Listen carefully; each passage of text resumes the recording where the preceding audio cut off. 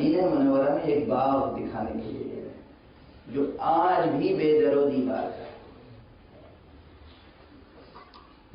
اور ان کا اس جگہ کو آپ دیکھ رہے ہیں؟ میں نے کہا جی، جس سال جنت البقیع کا انہدام ہوا اس سال تک یہاں عشرہ محرم ہوا کرتا ہے، پہلی محرم سے 10 محرم تک۔ معلوم تھا کہ مدینے کے رہنے والے جو اصل شیعہ اثنا عشری حضرات ہیں وہ یہاں آتے ہیں اور عشرہ کرتے ہیں۔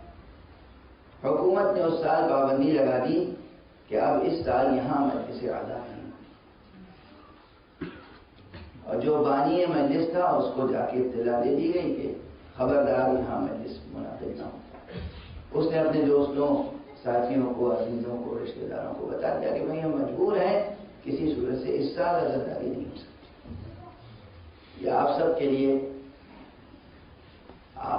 لیے یہ ایک تحفہ ہے، یہ واقعہ بھی ہے، تحفہ بھی اور اعجاز کا پہلو بھی، معجزہ۔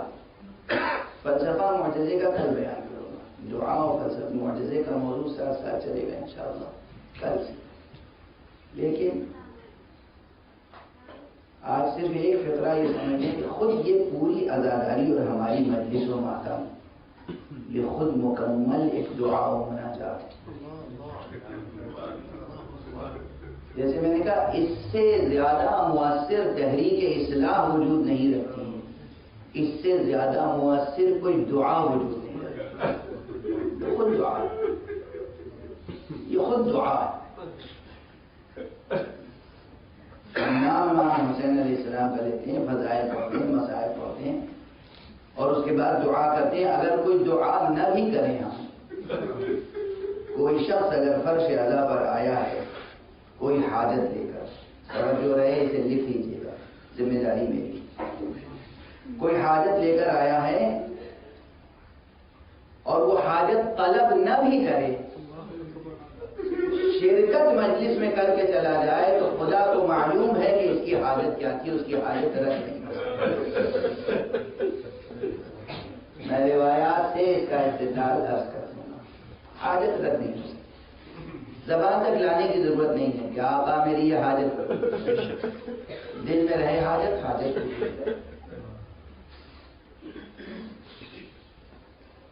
اعجاز کا پہلو یہ کہ وہ شخص جس کی وہ نوٹس دے دی گئی کہ آپ مجلس منعقد نہیں کریں گے، اس نے اپنے تمام افراد کو اطلاع دے دی کہ مجلس نہیں ہوگی اس سال۔ شب کا وقت ہوا، عشاء کی نماز ہو گئی، کسی نے دق الباب کیا، اس نے دروازہ کھولا تو 2 شخصیتیں ہیں جنہیں وہ بظاہر پہچانتا نہیں، مگر نورانیت اتنی ہے، کشش ایسی ہے کہ دل کھینچا چلا جاتا۔ ایک شخصیت ذرا فاصلے پر ہے، اس میدان کے وسط میں درمیان میں کھڑی ہوئی، گھوڑے پر سوار ہے۔ دوسرا شخص دروازے پر ہے، گھوڑے پر، اور اس نے پوچھا کہ کیا مجلس نہیں کرو؟ آپ کون ہیں؟ کہا بس ہم تو عزادار حسین ہیں۔ بتاؤ مجلس کرو گے؟ کہا کہ ہم مجبور ہیں، ہم مجلس کر نہیں سکتے، حکومت نے پابندی عائد کر دی ہے۔ کہا نہیں ایسا نہ کرو، تم مجلس کرو، ہم حفاظت کریں۔ اس نے کہا آپ کون ہیں، کیا ضمانت ہے کہ آپ حفاظت کر سکیں؟ کہا اگر اصرار کرتے ہو تو کسی سے بیان نہ کرنا، مگر تم اسی وقت اعلان کر دو عشرہ ہوگا، مجلسیں ہوں گی، حفاظت ہم کریں گے، میں سلمان فارسی ہوں، وہ علی ابن ابی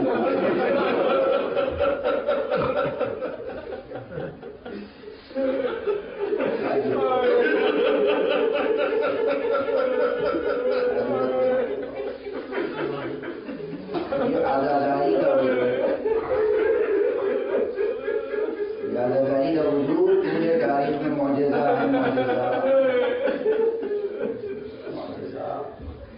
علی حفاظت کرتے ہیں، حسین خود حفاظت کرتے ہیں، عباس حفاظت کرتے ہیں، سلمان فارسی حفاظت کرتے ہیں، ابو ذر حفاظت کرتے ہیں، کون کون حفاظت کرتے ہیں، انبیاء آپ کی حفاظت کرتے ہیں، ملائکہ آپ کی حفاظت کرتے ہیں۔